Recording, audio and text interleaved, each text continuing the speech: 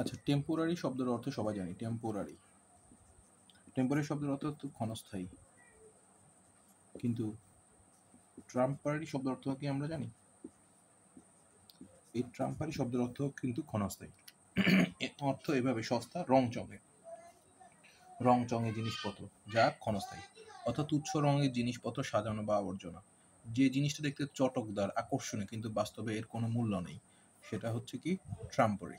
ট্রাম্পারি শব্দের অর্থ হচ্ছে যে জিনিস চটকদার, আকর্ষণীয়, কিন্তু বাস্তবে এর কোনো মূল্য নেই, সেটা হচ্ছে কি ট্রাম্পারি।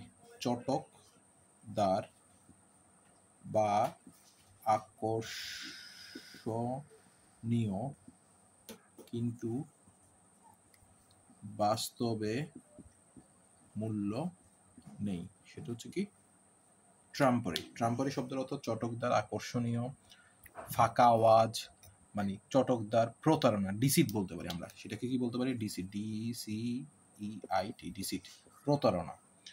তাহলে সেটা হচ্ছে কি ঠকানোর একটা কৌশল, যেটা হচ্ছে ট্রাম্পারি। অর্থাৎ দেখতে মনে হবে অনেক দামি, অনেক চটকদার, অনেক আকর্ষণীয়, অনেক রংচঙে, কিন্তু আসলে জিনিসটার কোনো দাম নাই, সেটা হচ্ছে কি ট্রাম্পারি। ট্রাম্পারির আমরা কয়েকটা উদাহরণ দেখি, তাহলে আমরা বুঝতে পারবো। সেটা হচ্ছে কি, যেমন ধরে বলতে পারি, হি exposed their deals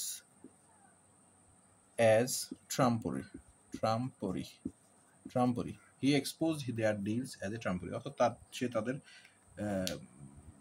যুক্তিটাকে সে কি করেছিল? ট্রাম্পোরারি ভাবে উপস্থাপন করেছিল।